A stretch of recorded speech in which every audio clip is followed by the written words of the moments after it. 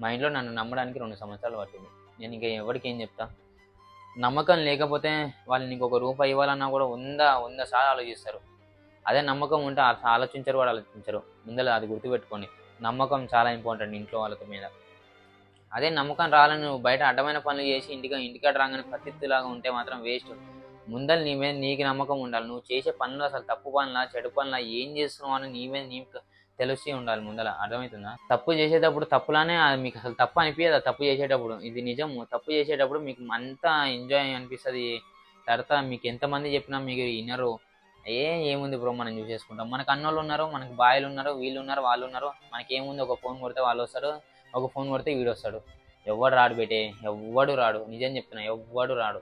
అందరు చిల్లరగాళ్ళు, అందరు పైసలు ఉన్న దాకే నువ్వు దోచువి.